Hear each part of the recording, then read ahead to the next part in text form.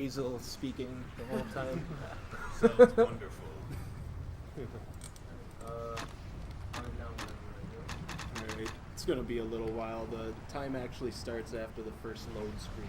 Alright, so I'm gonna get to skip a cutscene and then load the world. Right.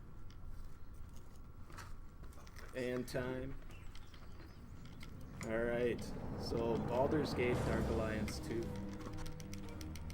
We got, let's see, Black Isle and Interplay, I think, are the developers of this game, and they took the Baldur's Gate name, and instead of creating another beloved RPG-style game, they created this dungeon-crawling, hack-and-slash RPG-style sort of thing.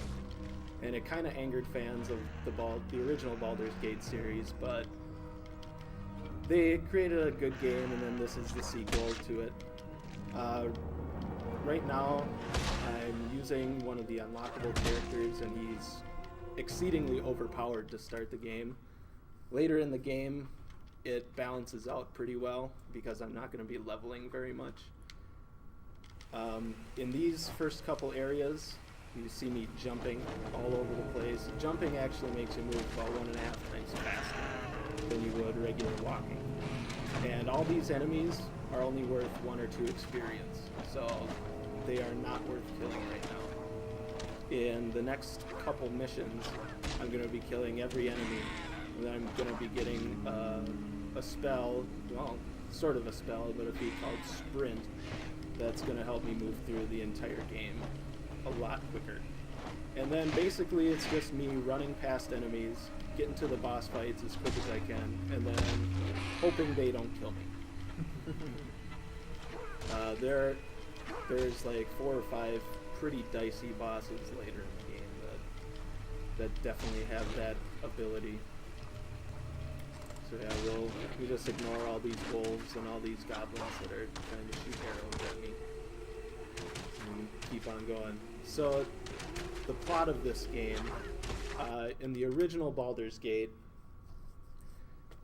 the main antagonist was called Eldrith, and she possessed the use of the Onyx Tower, which is a tower that can teleport basically anywhere you want to in the world, and Baldur's Gate is kind of the main city of this land, so controlling Baldur's Gate is kind of controlling the entire world for this game. And in the first game we had three adventurers come through and take her out, but then it just created a power vacuum, and a new antagonist came in named Mordok, and now he's the one that's kind of threatening Baldur's Gate, but we do not know that. Or the characters don't know that anymore. In the opening scene for the game, you see him capture the 3 heroes from the previous game and take them prisoner. And then he kind of, throughout the game, he interrogates them and finds out what they know about the Onyx Tower and how to activate it. So in this first mission, we find a wounded guard, and she was hurt by all these little weakling goblins. And she tells you a bunch of people were captured, and actually I just skipped through. There was actually 5 people to rescue in that area. And that was the first boss. 1 hit dead. Like I said, overpowered. So the only person that you actually have to rescue is the person that I'm going for right now. Her name is Randalla, and she gives you most of your missions throughout the start of the game. And a nice 1,000 experience bonus, which is quite important for when I'm going to get my first level up. Now, Randalla, we're headed to Baldur's Gate. She says, oh no, these goblins are attacking the villagers of this little town. And we're just going to let them continue to attack them. If you rescue all the villagers, there's like 8 of them. You get a small bonus, but it's not worth the time. you get a little bit of gold, a little bit of experience, but it's just not worth it. So we're going right to the inn at the end of town, and still jumping all over the place. So this could.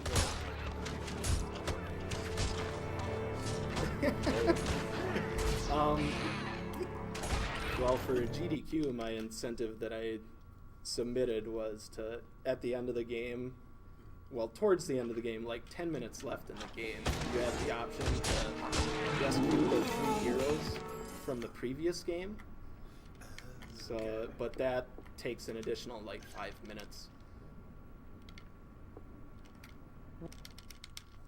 So now we're off to Baldur's Gate. And then in this cutscene, it shows Mordok talking to his buddy Zanhast. So they're the 2 main bad guys in the game, and they're talking about their interrogation of the previous heroes. So now that we're in Baldur's Gate, we need work to do because we want to kill people to get money, basically a mercenary. And we're gonna head over to this, what's called the Purple Worm Inn and Tavern. So is jumping faster than just walking? Yep, 1.5 times faster. Oh, nice. So Randala hangs out in here, and she offers to drink the day away. I gotta make sure I pick the right option. She gives you 2 missions. One's to investigate some kidnappings, the other is to investigate some murders, and we want to go to the kidnappings first because it's easier, and that's just kind of how I've routed the game. You have to do them no matter what. And now I'm gonna start killing every enemy that pretty much comes in my way.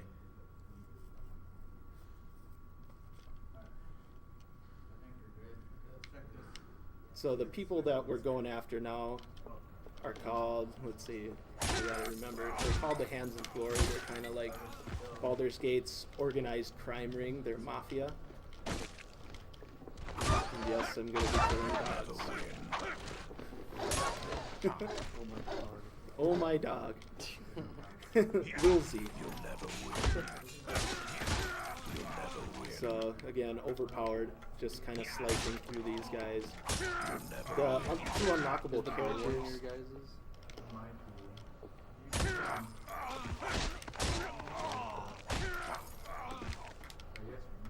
Oh, yes. yeah. Yeah, so what we here? Ooh, I kind of wanted that help. A main stage. We'll find somebody to go to. Yeah, I'll kill you too. Oh, okay. Yeah, we can do that. Was the Ethernet cable the only thing that we had? You'll never You guys win. need? Oh, I guess like the projector stuff too, right? All my cables are labeled, so if you won't be taking mine at Yeah, least. this is ours. No, I know this one was ours. Yeah, those are black cables. Oh, okay. Yeah. Those are yours.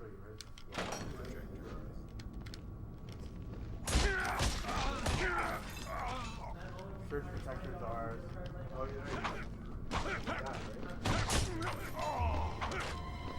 Alright, so the 2 unlockable characters in this game are Artemis and Drizzt. They start off with some of the most powerful weapons in the game. Later on, you can actually find and create better weapons with the original characters, but they only will use their own 2 weapons. It's a slight drawback. It's because you can't use ranged weapons, which are actually really helpful. And then we gotta remember to rescue these 2. I have lost runs at this point because I forgot to open these 2 doors. And in this mission, you actually have to rescue everybody, because once you get to the 5th hostage that they've taken, they give you a key to the final lair, where you get to meet the boss.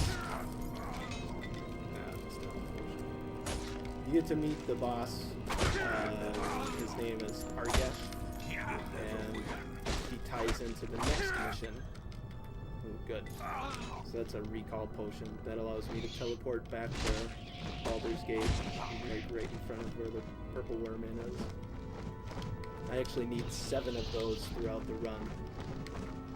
So I've got 1 now, and I'll actually be buying what I need My thanks. Thank you. Alright, so that dialogue box tells me that I got a key from the hostages. They stole one, and now I can go kill the boss.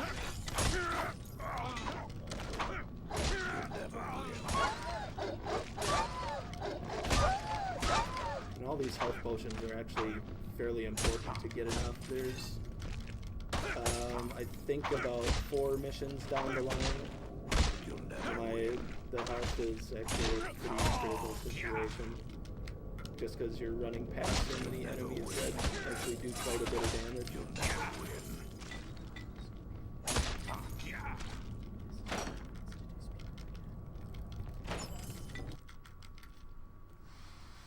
Alright, so next boss, Zargash. I hope that he doesn't stun me. Yeah, I really shouldn't be in any danger here. But there's one attack that he can do that can stun you. But otherwise, a couple of 3-hit combos and you're done. Alright, so I need to buy 5 Thank recall you. potions. Are we recording this right now? Oh, we This is actually on capture. Yeah. So. It's just the capture didn't work for Goof Troop for some reason. Oh. It was too goofy. I've also We theorized. you'll that. find no other merchant I thought we quality theorized and that. prices to match mine. I've been supplying for over a decade. So as copyright material, you got the DuckTales theme. You cannot have this playing on Twitch. We're gonna sue you. Like, honestly, I had just enough gold to buy all the recall potions I need for the run. How many do you need throughout the run? 7 total, and I picked up 2. What did the recall potions do? They warp you back to pretty much right outside of this inn, right in front of the trader. That's straight across from where I am right now. From anywhere on the map? From anywhere. Poverty Street. From anywhere. There's limitations on where you can do it. If you're in the midst of combat with a boss, Yeah. you can't recall, and then on this mission and the next mission, there's a point in the run that you can't use a recall potion, which really stinks. So I know we can't hear the sound, but I always play the harpsichord. And he just kind of hits a few chords or whatever, like a 2-year-old. But somehow, in this mission, I'm fighting all these undead dogs and shoot poison darts at me. And For the... for us, the sound isn't too remarkable. The music on The harps. but the harpsichord. Alright, what's the rest of the sound, or the game sound like? It's basically Artemis when all the So wait, numbers. does he make a noise? No, he does not. You would actually want to listen to that. So all the numbers that are popping up is the damage that I'm doing to these enemies. And when it's a yellow number, that's a critical hit. So those are good, of course. And when he gets a critical hit, he says his little catchphrase, and each of the 7 characters have the phrase. All he says is, "You'll never win." And then I'm rescuing these servants. They're kind of out of the way, but they're worth it. There's only 2 of the 5 are out of the way. You rescue the other 2 just kind of on the normal path. And right now I am searching for harpsichord music sheets. Somehow if he has the sheet music in front of him, the character can play the harpsichord and it opens up a secret passage. We gotta take down. Now? That Joe just told us. Oh, I mean, we just... That exactly. We don't need it. I have 4 to go on that. And this is actually one of the sticking points for a casual run is actually finding all these. You can use the map in the top right corner pretty well to navigate. Never win. That's the dude that's outside the door. And you can take down these little bookcases, which are completely indicated by the map up there. But there's one spot in particular that people miss all the time.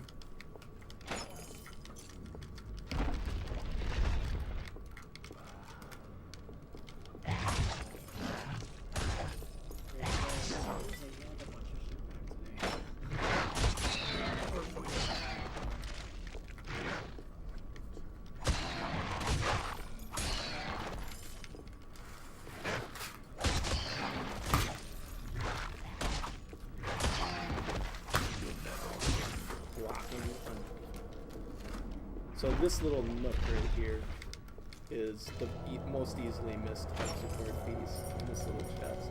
Is this one or two? This is 2. That's not actually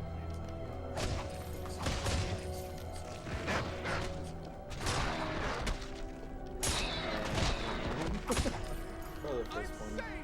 I mean, you're like naked at the start. Yeah, it's where you just like make yourself Oh, Well, you get robbed.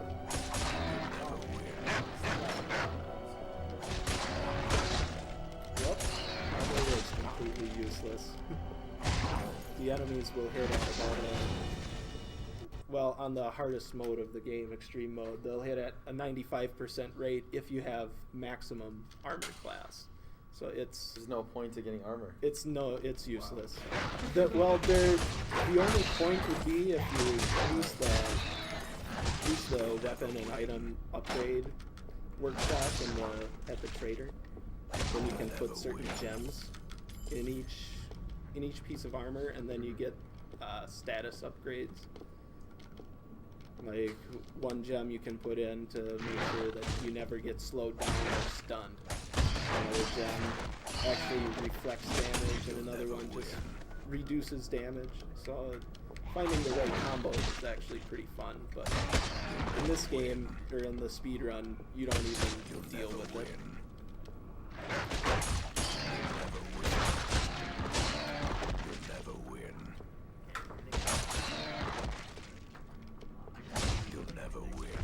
be like really careful.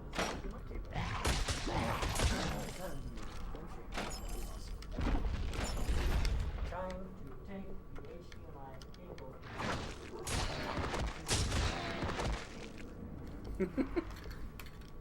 Guys, I'm unloading pretty much literally almost all by myself. It was like So I just found the last recall potion, last harpsichord music sheet, and I use a recall there. That saves about a minute and a half versus walking back to the first floor to the harpsichord. So you get an extra load screen, but it's well worth it for the time saved just traveling.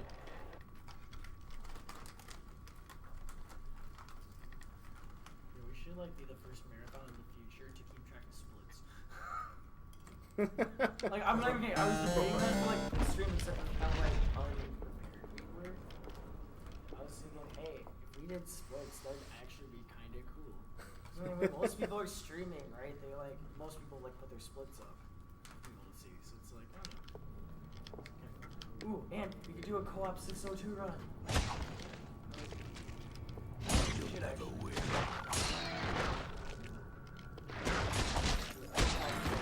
So talk about this next one. You'll never win. Alright, so now I've just descended the stairs from Bloodmire Manor into her dungeon, into her laboratory.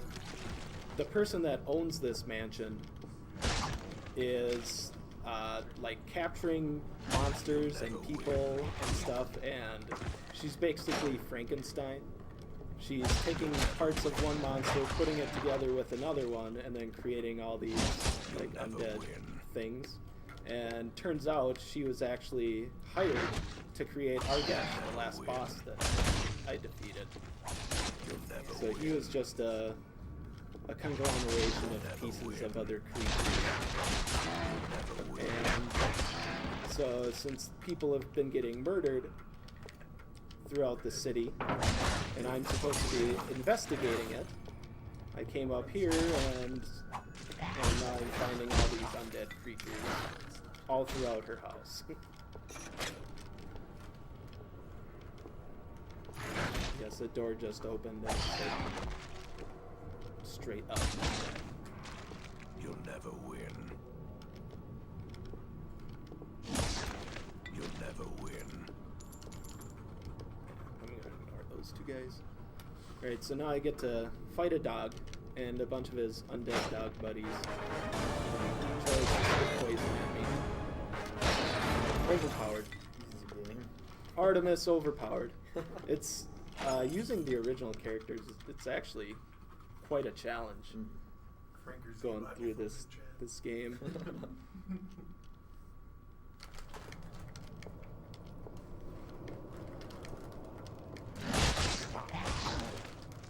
you're the only one that runs Baldur's Gate Darklands 2. Correct.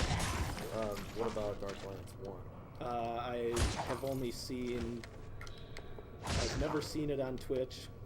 I've on speedrun.com. There's one, Do you run it? and that's it. No, I've played it like twice. Okay. That would be pretty funny. Fair enough. So you're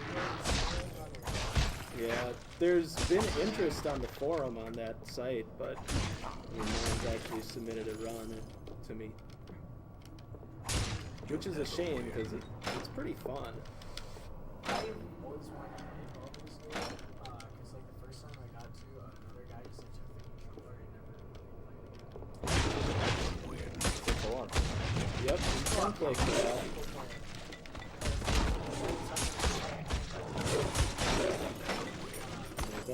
Those guys actually can do some decent amount of damage. So now Luvia Bloodmire, seeing her creations killed, decides to flee and then fill the room with poison gas. And I gotta make my escape. And I'm going to continue to kill enemies right now because experience. In the top left, my life is the red bar on top. Experience is the green one, and then magic power is the blue. And I haven't used any magic spells yet, so it's just stayed constant. But I'm gonna get a pretty timely level up once I go to the next floor, or go back to the first room of the dungeon, and that will refill my life, and I will get sprint, and the game will become infinitely faster.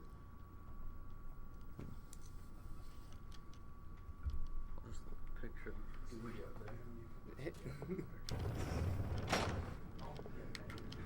You didn't take a picture of me, did you? No, please don't. Why do you think I put the... Either way, it was Probably when I had It mods. was too much cuteness. Yeah, he was great, especially because I rescued him from a garage sale in the middle of nowhere.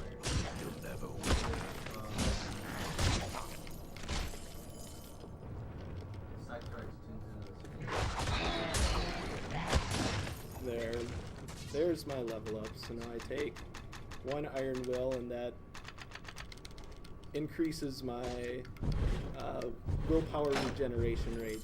It's kind of a throwaway point, but now I have max level sprint, so I just run past any and everything. How many times did you level up before you put points into that? So this guy starts off at level 15. The max level is 40. And for each level, you get 1 point to distribute between the different techniques and stuff. So when you level up, he goes to level 16. You have 16 points. So that was the first time you leveled up? That was my first level up, yes. Okay. And I took all sprint. Yep. Because, you know, speed running. Speed. Speed So now running. I get to go back to Randella and tell her that I completed the mission.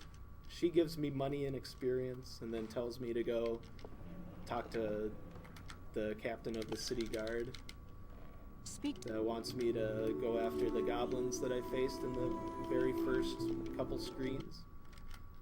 He wants to flush them out of their hiding spot, and I've apparently found a map on Argesh that leads me right to their lair.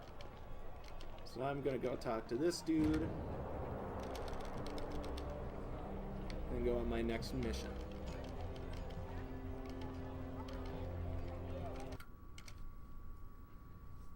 So enemies on this game, there's about 100, maybe more, different types of enemies on this game, but they all fall within 2 different categories that you can place them in. Enemies that can turn around and hit you, turn around on a dime and hit you whenever they want, and enemies that have to actually physically run around you to be able to hit you.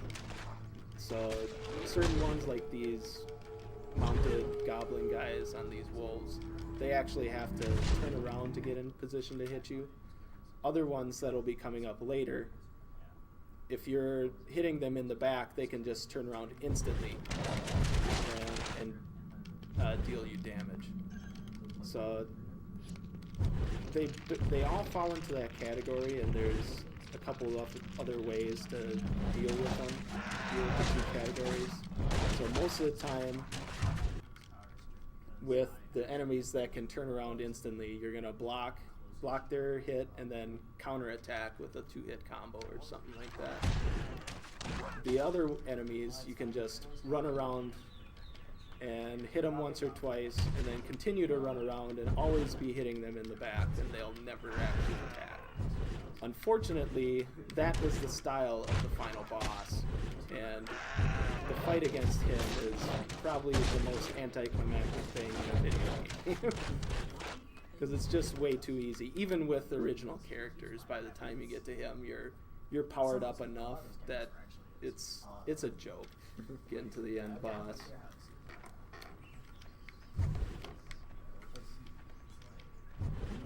So now I'm following my map through the woods. I'm gonna come to a little cave eventually. So that little flash of light right there was created by what's called a Goblin Shaman. He's a magic caster. That was a spell called Bless. It allows anyone... Oh, shoot, you can run fast now? Yeah, I have sprint. Oh, hell yeah. So that spell allows anyone around you to do more damage and be more likely to hit. Now I'm taking a safety save right here because it would be embarrassing to fall and die at this section. And this jump is makeable every time, but every once in a while someone will get in my way and I'll fall, and then I have to start over completely. I'm not sprinting along this cliff because once you use a sprint, you actually can't turn. You are fixed in a specific direction. Now, next boss, the Red Queen. She has one attack that I don't want to see, where she jumps into the air and smashes her sword on the ground. And that, like, the game tries to allow you, like right here, the game tries to allow you time to block, to defend that attack. So that's why it slows down, but we don't want that. I just want to slash a few times, and then she escapes through this secret passage.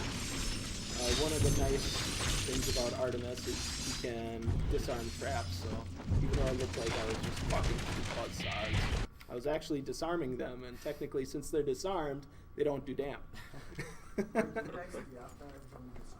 No. No XP for disarming. Yes. Like Dungeons and Dragons. Oh, okay. You'll never win. I'm not sure. Remember, I believe they also made an adventure for Oh, for Baldur's Gate. that, like, it's the Baldur's Gate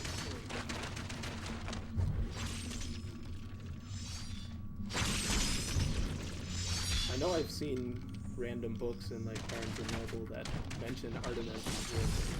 I don't know. Maybe that's Drizzt in this game? yeah.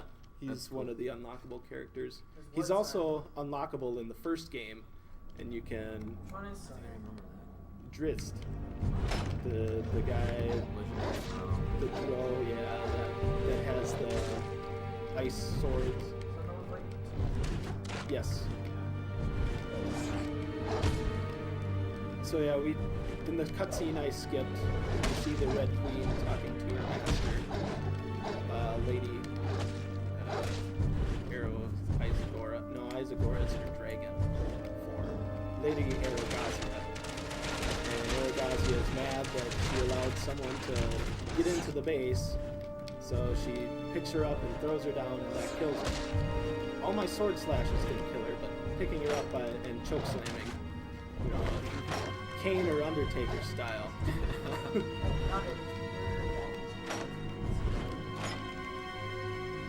that the name of the book or? That's one of the books. Legends of Baldur's Gate. Oh, okay. So now that I just confronted Lady Arogazia, the owner of this mansion, and she opened a trap door and dropped me into some dungeon. Gonna be a bunch of skeletons that I get to run past again. So yeah, this game, even though it's a pretty fun speedrun, it's kind of boring to watch in my opinion. Because, I mean, this is all I'm doing. I'm disarm that trap, which actually activates when I pull that lever. And these traps do triple fire blast, which actually can do quite a bit of damage to me. We're going to pass a few here. We got hit by one. Not too bad.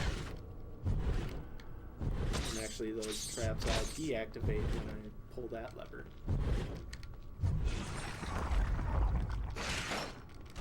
And in this section of the game, I am hoping that I picked up enough blue rejuvenation potions to replenish my magic enough, because I'm constantly using it when I use sprint.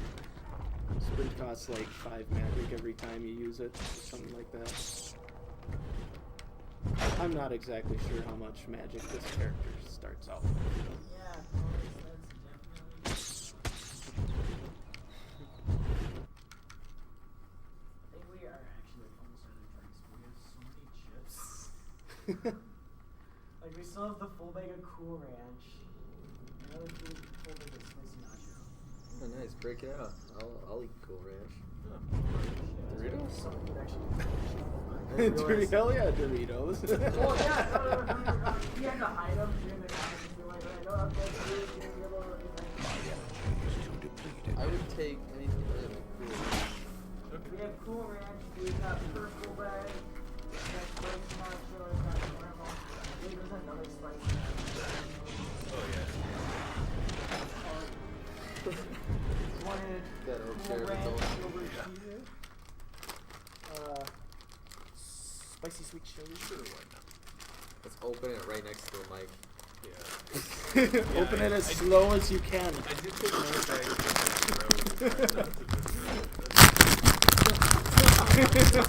notes. Sexy. Alright.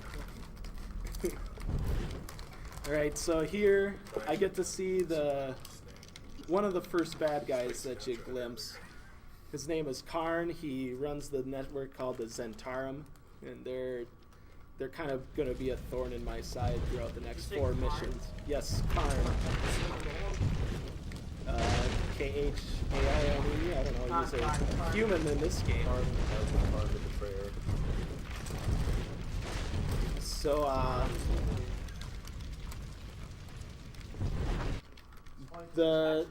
once I barge in and interrupt them, Lady Arogazia turns into her dragon form and burns down the house, thinking that it's going to be a death trap for me, but just sprint through the whole thing.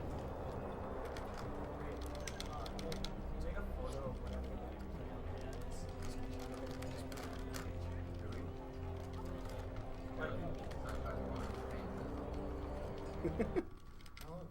Felix just playing front of mountain. The closest thing is my Minute Maid. I mean, we have Minute Maid. Actually, We already put a phantom picture of Right. So now Rendella tells me now that I've completed all my missions within the city, I need more work. She tells me about a guy named Jarek, who's kind of the good side of the coin versus the Zentarum. And in that last cutscene that I skipped, it was Mordok and Xanhas talking again, and they have devised a plan to bring the Onyx Tower back to the real world under their control. Right now it's in, like, I don't know what you call it, some other realm, but you have to bring it back to real world. So the plan is to get elemental keys. The elements is in water, earth, fire, and air. Shout out to Avatar: The Last Airbender. Love that show. Not the movie, though. Shyamalan ruined that thing. Yeah. What? I mean, what was that ending? He's supposed to turn into a giant fish. and he just creates a big Don't worry, wave. you'll find Oh, out the God. story by Avatar 5. Oh yeah, another plane of existence, probably, right? Yeah. It's the D&D. So what I'm going after now, I'm in a place called Lyran's Hold, which houses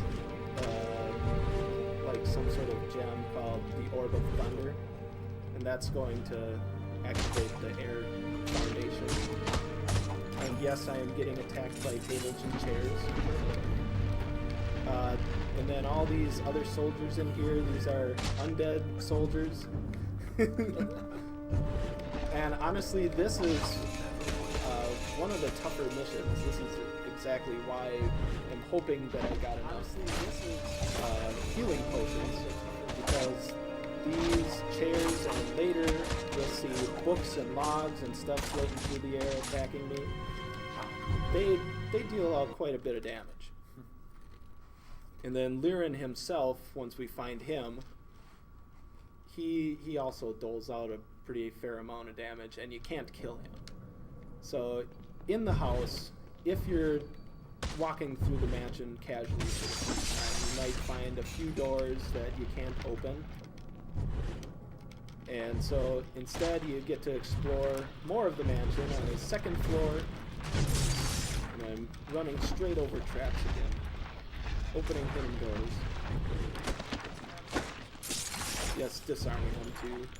Actually, these little spike traps will do a considerable amount of damage if I let them. You just have to walk up to them carefully, and they won't actually activate from a certain distance.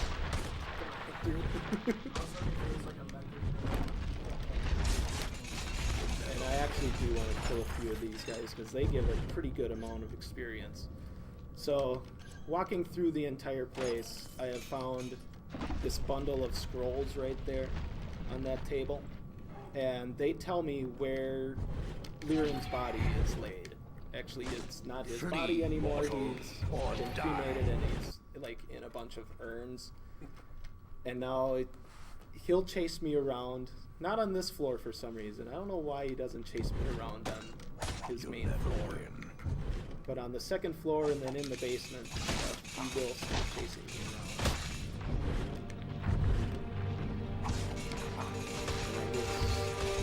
Since I left all these guys sitting here and didn't kill them right away, they kind of hinder me when I come to doors. But that, I should be good for now.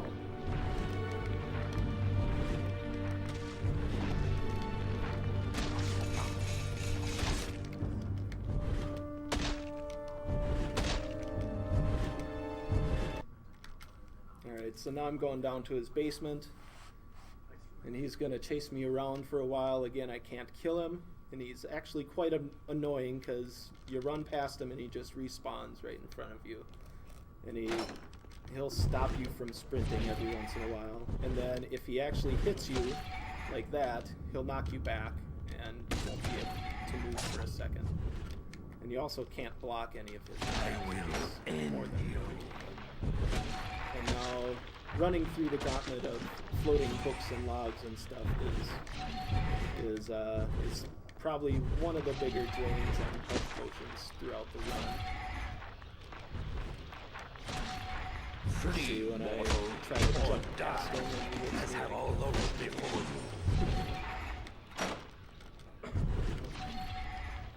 So you try to time up your sprints so that you're going past him as he's teleporting to you, and he actually spawned in a really good spot there, and I'm getting stuck. I will end you. And I'm gonna take a safety save before I fight him, because he can kill me in one hit. So Lyran has 3 different spells that he can cast at me. He can throw a club at me, which doesn't do much damage. He can throw a little orb at me, which does even less damage, but it poisons me, which isn't significant whatsoever. That one is the one I want to avoid. That little book will cause him to drop ice cubes on me. So doing the ice bucket challenge for these characters is very bad. And now, I actually want him to send one of his attacks at me because that freezes him in place. And there I allowed the book to hit me so that the ice cube spawned in a place that was away from me. Club I can block, that was no big deal. I want you to throw something through the club, that's good.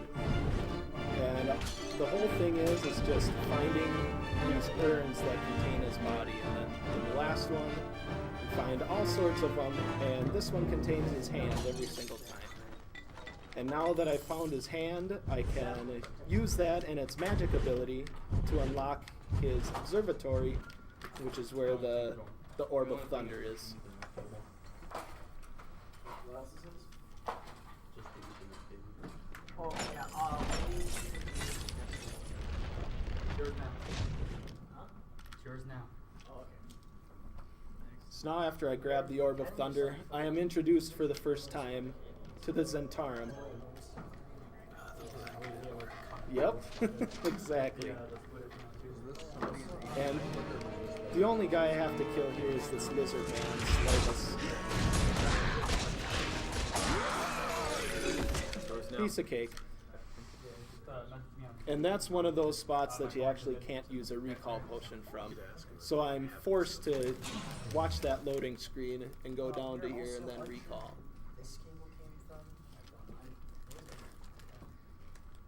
And now I picked up a bunch of stuff and I have a lot of gold. So I'm going to sell stuff. Get some cash. And I actually want to wear that ring. That'll give me one extra strength. 30, 40, 50, 60 health potions is about fine. So that one extra strength, I actually got that ring from one of the NPCs in the last mission. I briefly talked to a ghost, and once the house burns down, he's happy, and then gives you stuff. You can choose to ignore him and actually fight him and kill him, but that's not good. Alright, so level up. Taken combat reflexes, hand weapon, stealth, 2 sunder, and 1 2-weapon fighting. So stealth and sunder are pretty key spells in this run. Sunder, oops, I don't want that there. I want sunder there, and stealth here, back to there. So Sunder is an unblockable attack that reduces an enemy's armor class, and at maximum level with this guy, it actually doubles your damage output. So I just got ambushed there, but then I ran away. That one actually leads to a side quest that is one of the most brutal quests on the entire game. Thankfully, I don't have to, no, the ambushes that you have are fixed. Thankfully, I don't have to deal with those monsters ever in this speedrun. Whoa, I must have jumped right before I hit that cutscene and I floated in there. So now I'm in what's called the Halls of the Hammer. And there's a bunch of orcs, sort of enemies. Run past them, of course. I think I'm getting the Jade Octahedron right now, which is gonna unlock the Earth Foundation. These enemies are fairly annoying. They can change their elemental weapons at will. And if you create weapons that are elemental, it will counter them. But since these guys change at will, it's kind of useless. Ooh, I don't want to get hit by that cold arrow. I'm always trying to dodge the archers.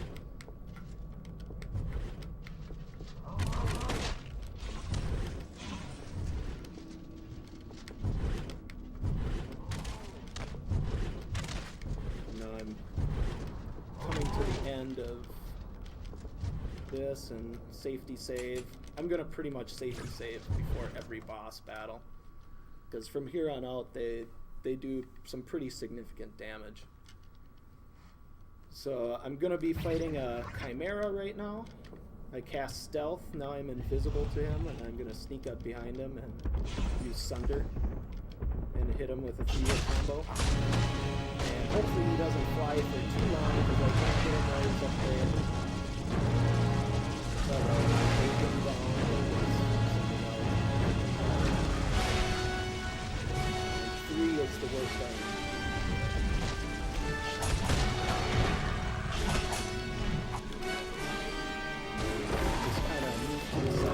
Now I have to wait a certain amount of time before I can recall in here. Let's see if I... Yep. Cannot recall from here, so I wait 5 more seconds, and then I can go. And that's how it is in like every single boss battle in this section of the game. The game is split into 4 different acts, and right now I'm on Act 2. So now I get to go talk to Jarek again, and he gives me another mission to find another elemental key. Have you done this in any other methods? No. So, I did do a remote stream of this game for Next Level Gaming about 3 years ago, okay. which is based out of the Netherlands. So we like world first live audience. Pretty much. Yes. That run went really bad, and at that time the world record was like an hour 35, and now I've gotten it down to an hour 19. And I could actually improve that a little bit. The last practice run I did, I actually saved about 90 seconds from in the last 6 missions. I don't know how. It seems like every single time I practice this, my movement is almost perfect, and I'm just bleeding time, 5 seconds here, 10 seconds there, every single time I run. Yeah. So, anywho, there's a little side quest that I could have done if I talked to an NPC that was just to the left of where I entered this dungeon. But speed. He actually gives you a weapon that is very useful because you can break it down and take the gems out of it. And the 2 gems that are in it are moonstones and pearls. And putting those 2 gems into a glove will increase your combat reflexes and increase your improved critical. So at max level of improved critical, level 5, you get a critical hit 15% of the time. But when you add in gems, you die now. It's one of my favorite lines. When you add in those gems, you can get up to 30% at plus 10. Right now you can kind of see a little purple mist coming off of my character. One of the goblin shamans cast Enfeeble on me, so I'm actually moving at half speed, and if I would attack, I would be doing half damage. It's inevitable that that spell gets cast against me, so... And there are other characters on the game that can actually use all of those spells. Probably my favorite character that's really overpowered is the Necromancer. What's really fun about him is there's probably 5 or 6 ways. 5 or 6 ways to build that character into an effective killing machine. And just if you want a slightly different game, you can build him into like either a ranged weapon character or a ranged spell character. Still on. Yes, I did actually. There's a shaman in that little alcove that was just to the left. Stupid goblins. I just really like purple. I do. Prince, man, Prince. So in that little section, I had to hit 4 levers to open the door to this area. For some reason in this area, it's a really huge huge section of the game, but there's this one single lever right here that opens the door when you need to go.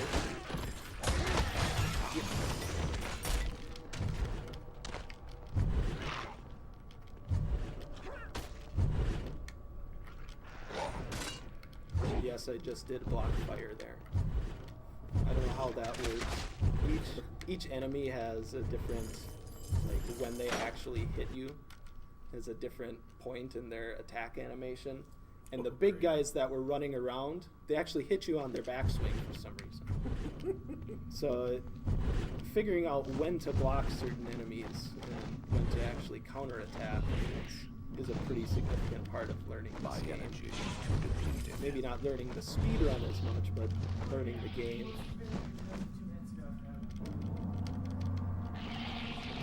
It's now I get to come out with some spider things just to... Now I'm gonna cast stealth.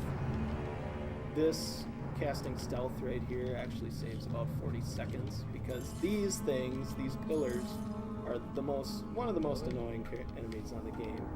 They shoot out a tractor beam that will stun you and pull you into them. And when you get 5 or 6 of them in a single area, they can just keep on pelting you with the same tractor beams over and over and over again.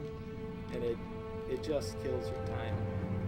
So sprinting while in stealth mode deactivates stealth mode, so I can't do that, so I'm just gonna keep on hopping around. And then walk past these annoying enemies. And then a safety save. Next enemy is the Ulkaloth, I think I'm saying that right. She's got 3 different attacks. 2 of them can stun me. That's really low on hit points. It's the Zentarum that are around her that can really kick your butt. And again, I have to wait before I recall. So if she would breathe on me, I would be stunned for like 3 seconds, and then all those Zentarum would just swarm around me, and I would just try to chug healing potions as fast as I could to avoid dying. And then there's another one where she sends out a few black blades that can also stun you and can also like take half your health away.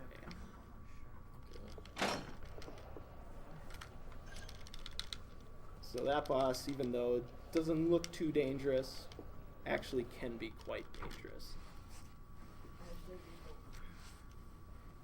This next mission, I'm going for the Oceanic Urn so that I can unlock the Water Foundation. And this is for sure the biggest drain on health potions. First you have to run past a bunch of pirates, and they can turn on a dime and slash you, and they all carry 2 swords. Oops, I didn't need to sprint there. They really hit hard. And then in the second section, I'll be going past some green lizard men that also do quite a bit of damage. There's just the sheer volume of enemies in these levels are just tough to deal with. So you can kind of see that the entire speedrun of the game is optimizing the direction you face when you press sprint. If you run into a wall, it kills your sprint, and your magic, when it gets used up, it's not usable again for a certain amount of time, and that varies between spells. So sprint is, like, if you do a full sprint, I'm dying here. Now I gotta take this save point. So I'm coming up to a boss.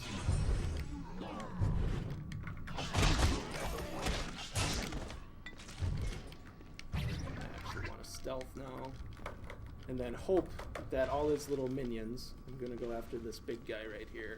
This is actually really good, that none of his minions are near him. And the strategy that I used to employ would be, and I actually still do use it in other categories of this game, is to lure all his buddies over towards the entrance of the fight and then knock them out. because he can resurrect them if they're on screen. So if they're all off screen, I don't have to worry about his buddies, which are the big danger of that fight. But there, I was able to just go in and slash away because his minions all walked away from me. So now these green lizard men, the ones that I'm really worried about are the ones with those long weapons right there. Those do the most damage. They have the least amount of hit points if I were to kill them. And these guys are all pretty quick. If you're just kind of moving around jumping, they can actually cut you down. Not a lot of the enemies in this game can actually do that.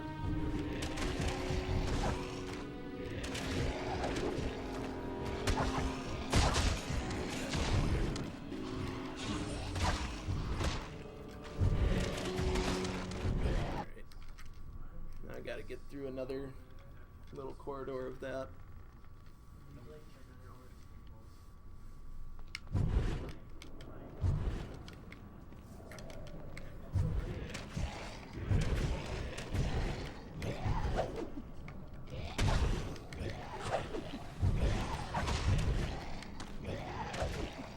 Down to 5 magic potions.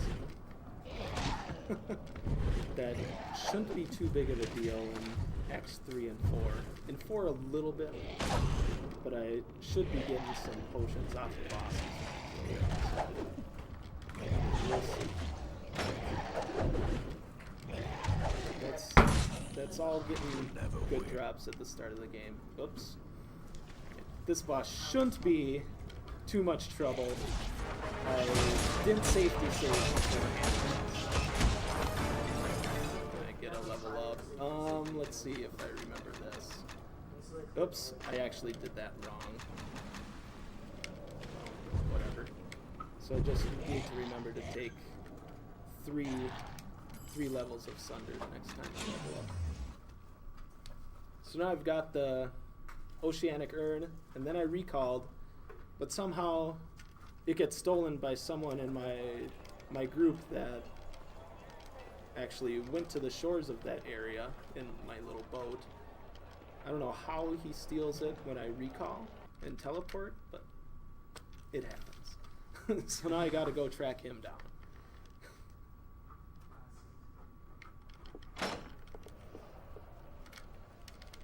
So on that level up, I was supposed to take 2 levels of hand weapon focus and then 1 Sunder. It really shouldn't matter. From here on out, I can take, like, next level I just need to remember to take 2 levels of Sunder and 1 2-weapon fighting. So to increase my damage.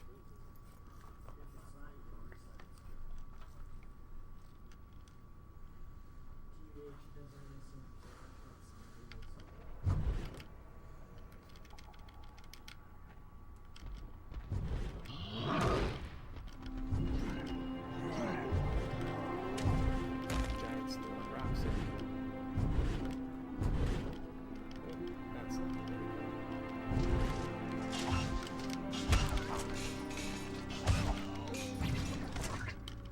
Now cast Stealth to go into this next battle. This boss is really weak, but he's got a bunch of buddies around him, so that's the big danger of it. So I just gotta pick out the guy that stole the urn, and actually he moved in a pretty good direction.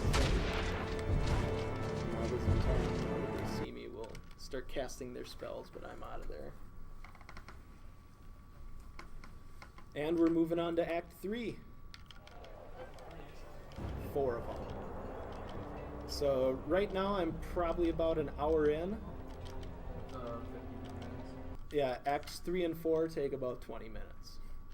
Oh boy. Which is kind of odd for the last 2 things, last 2 major plot points that you have to take care of, but yeah. They're not gonna kick us out. They're supposed to have already kicked us out, so of course it's my fault for going over estimate. By 20 minutes. Alright, so a little more plot point in that cutscene I just skipped. Zanhast and Mordok had actually fed the information to the Zentarum about how to bring back the Onyx Tower. And Jarek's people, the Harpers, their spy network found out that information and then hired me to go get all the elemental keys. And now in that last cutscene, gotta make sure to hit Earth here, because that's the easiest one. So in that last cutscene, they were all happy that one of us has acquired all the elemental keys. It was their plan all along to get us both working for him. And now at the end of this Earth Foundation, we see a familiar face, Luvia Bloodmire. And Karn has hired her to defend the Foundation. Because the Zentarum want the Onyx Tower for themselves, so that they can, move their armies wherever they want instantly. The little creepy crawlies walking around here are called rust monsters. They will destroy any metal weapon or armor that you're wearing, and it's not relevant for me because I'm actually wearing leather armor. And since these are the only two weapons that this character is allowed to use, the game just doesn't allow them to rust them and destroy them.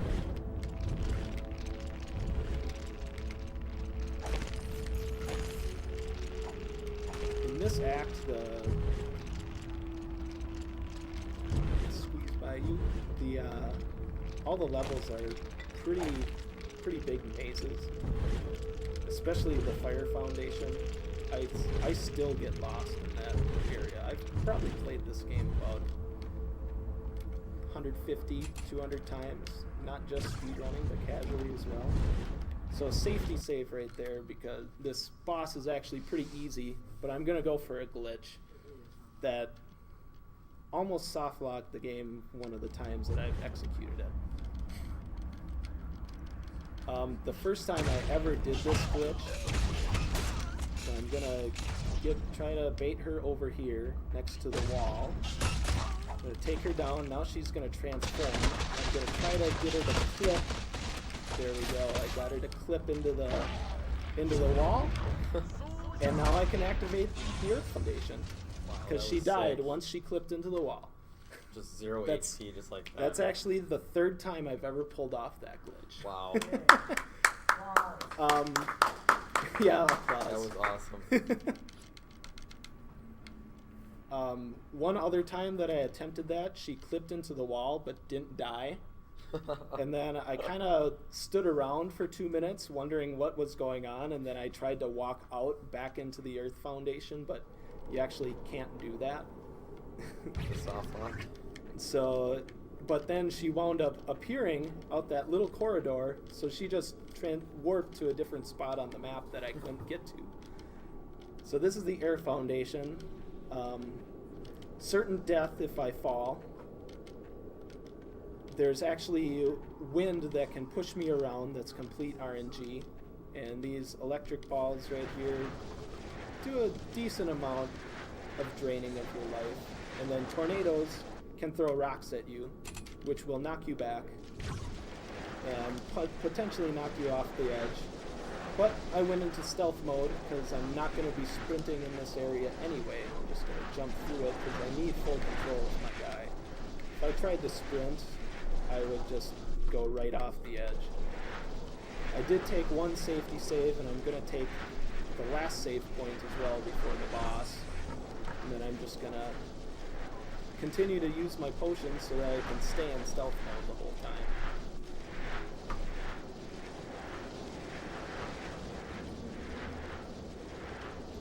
So this is a giant snooze fest right now. But to avoid these tornadoes throwing rocks at me, it's pretty important. I just kind of got kicked forward really fast by the wind, and then an electric ball almost got in my way.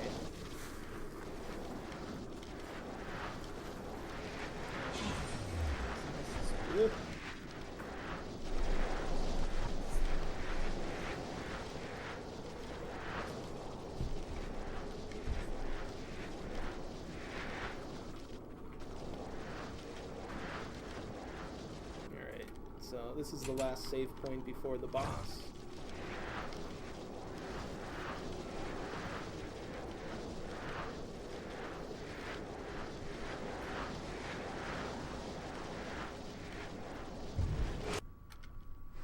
And then I'll sprint once. Now I get to fight a guy named Habdazar Doomwing. Every boss that's defending all these foundations are hired by Karn, so that he doesn't give up the Onyx Tower. And he rides around on a manticore. And same deal as when I fought Lirin. If he gives me the Ice Bucket Challenge, that's just bad news bears. He also can shoot out some darts that will push me back and potentially knock me off the edge. And just did it right there. And I dodged it. You can barely see it. Oh, that he doesn't drop ice cubes. Oh, that's bad.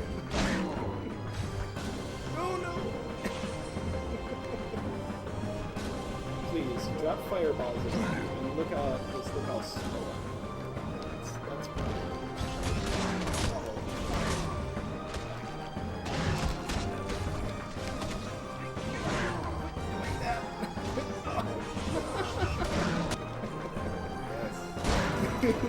So now he's dead, finally. And I'm walking around, I'm unfreezing myself. There we go. So that was fortunate. Right, now I gotta remember 2 Sunder and 1 2-weapon fighting, no combat reflexes. And making that little level up mistake, honestly, didn't really hurt anything in that battle.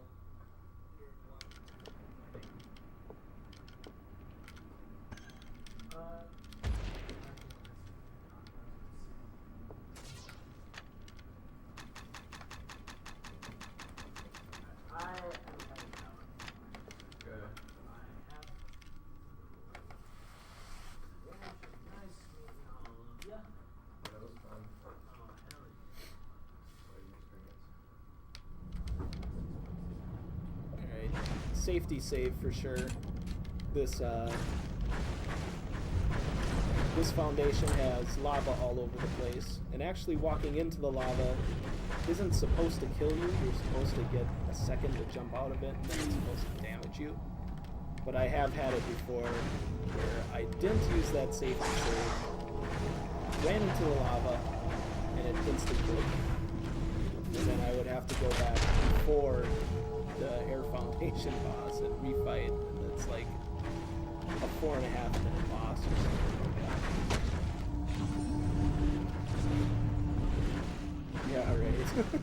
Well, at that point, the run. You get a 5 minutes. Safety save or just shoot for BB? Nope.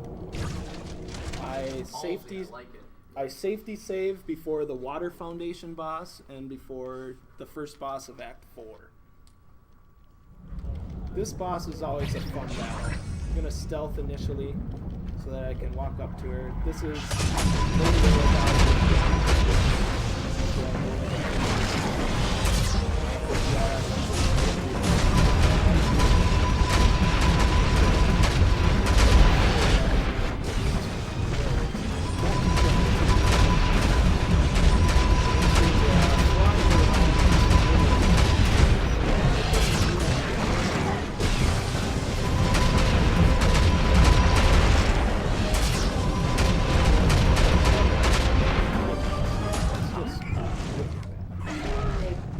dead.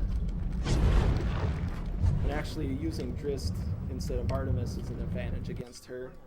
Jump on her head a couple times. Because he's got the cold weapons and she's vulnerable to that, so it's a little bit quicker fight with him. But throughout the entire run, Artemis is king because of stealth. Now the water foundation. Another boss that can drop ice cubes on me. And she's also got a bunch of Zentarum around her. Luckily, she doesn't have as many hit points as the Dinosaur does. So hopefully, I'll just be able to kill her with a 3-hit combo right away. Stealth.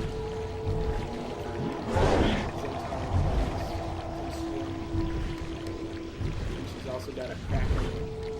That tries to hit me with its tentacles.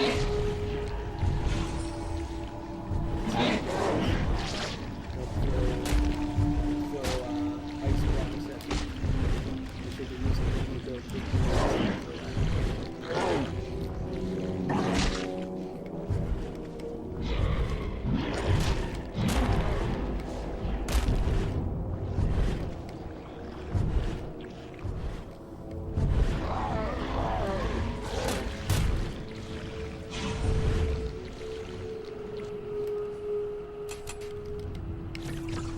Safety save for sure on this one.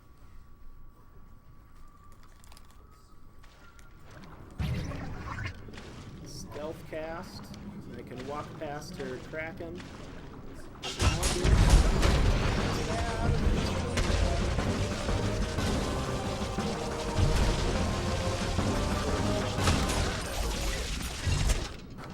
And good. I picked up some rejuvenation potions.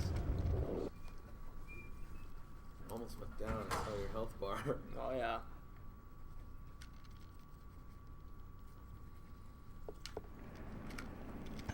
And that's the end of Act 3. I get a level up, and it's combat reflexes and 2-weapon fighting from here on out.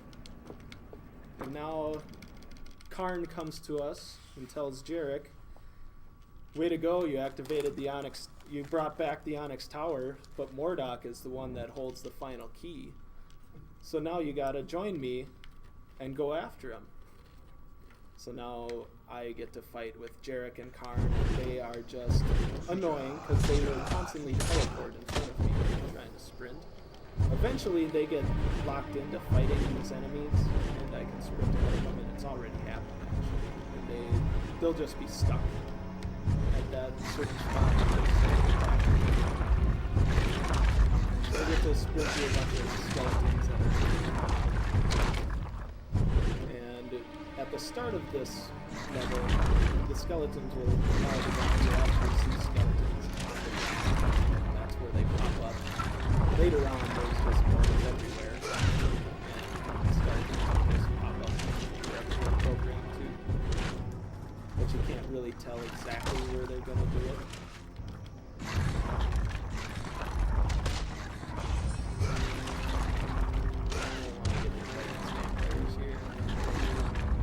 Damage.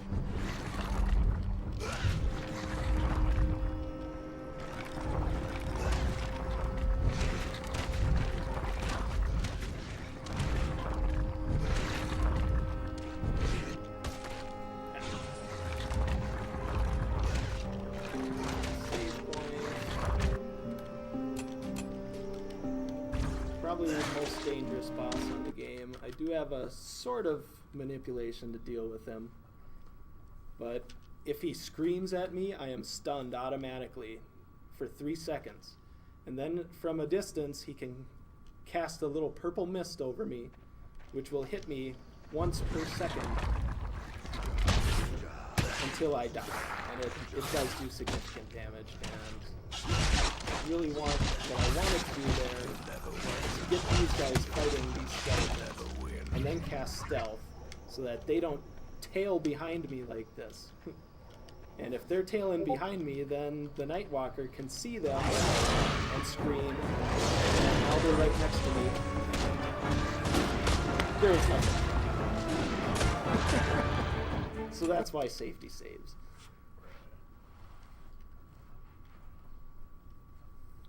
So is this the end of the game or one of the parts? It's pretty close. This is just the first area of the end of the game. So I'll try again. The reason why, like, the only way to go into stealth mode is to have no enemies on the screen, so I want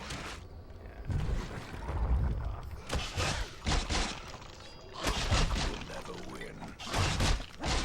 You'll never win. I can get away from the ground.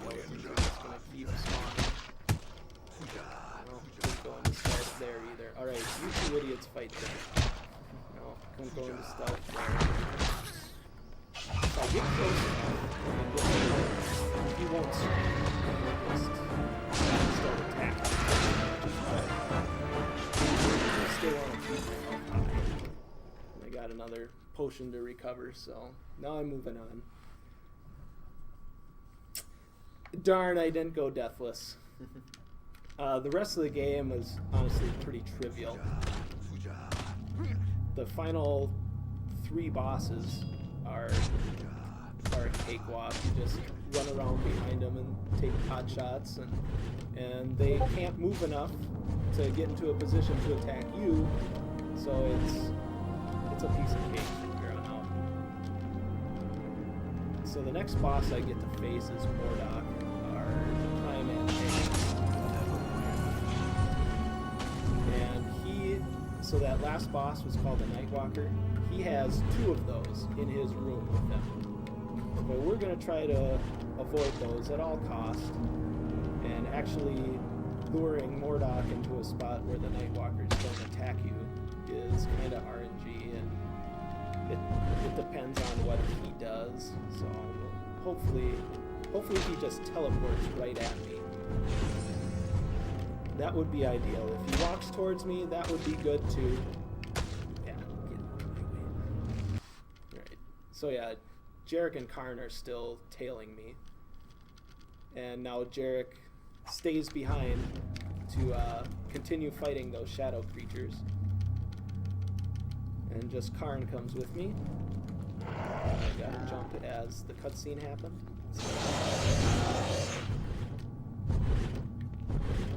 Anyway, Mordok.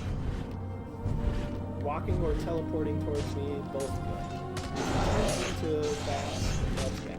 Because then he's not. He just kind of creates a bunch of bats and then sits there and they fly around for a while. Like he is not attacking. So really slow. And those monsters in the very first part of this section all cast enfeeble. They just scream at you and you're automatically enfeebled. So safety save, just so I know I can avoid those 2 Nightwalkers. And then Karn says, yeah, it's been fun, but I'm gonna stop here. He's a coward. Okay. So now I try to move Mordok into the corner, top right corner of my screen. Oh, I do not want to shoot over Mordok. That's where the knife. And now he's teleporting.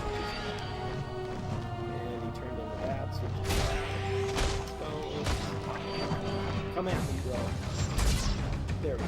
That's good. Now I can just get him into this pattern where he walks around, and I hit him in the back, and I actually want him to block, because then I can get a sweep in on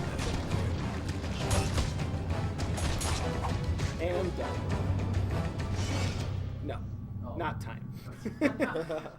Now he escapes and decides to move the Onyx Tower into Baldur's Gate. And Zanhast is saying, no, don't do it. Our allies aren't prepared for this move. And he goes, yeah, no, it doesn't matter. Now all the residents of Baldur's Gate, except this guy, he just happened to be out of town. At the time, so that you can buy and sell things, because that's important for the game. So all the residents that were walking around before are now zombies, including our friend Randella. And so she says, yep, follow me. I will take you to my master's tower, because Mordok and Zanhast have enslaved her, and this same fight, just run around, hit her in the back, hook if you stop hitting her for an extended amount of time, she can cast a spell that fully replenishes your health.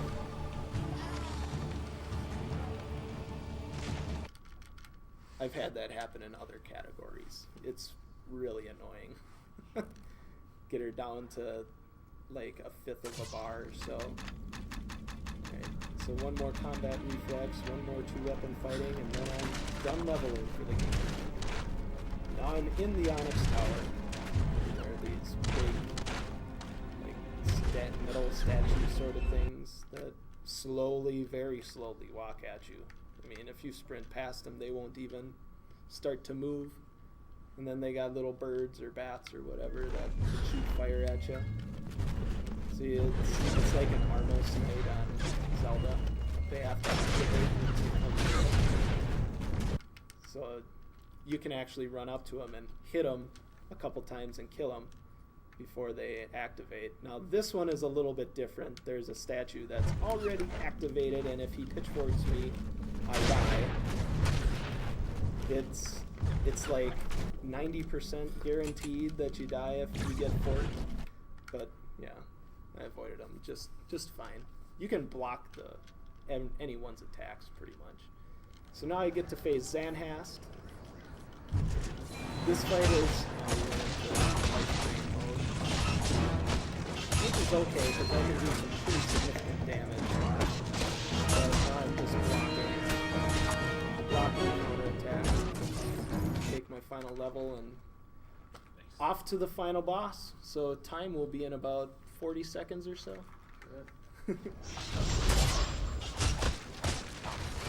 So in this fight, Mordok creates that little silhouette there, which will cast status spells against you and also heal you. So you gotta get rid of that first thing. Otherwise, it's the exact same fight. And now time is when I hit this thing, which is right now. Sorry, I started the timer at the start about So that's it. And now, since the Onyx Tower is destroyed, all the souls were contained in that little thing that I hit at the end. Now everyone's a human again. And then they... No, I just hurt her really bad. Oh, okay. She actually falls down and says, "I'm sorry, go kill Mordok."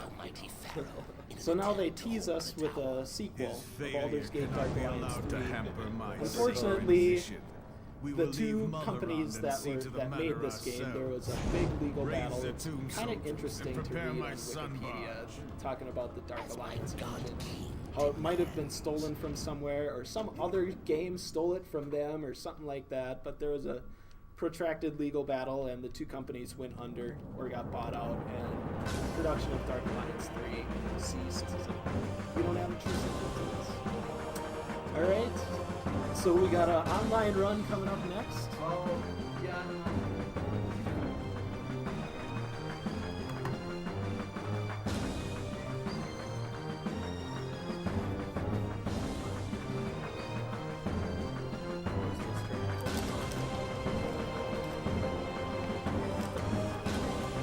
That's fun. That was nice to walk through.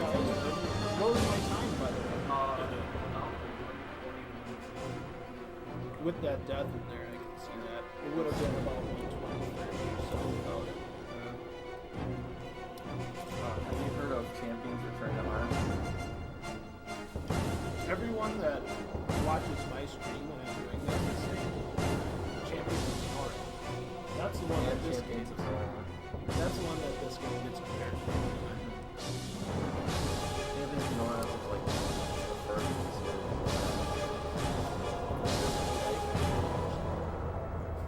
She did.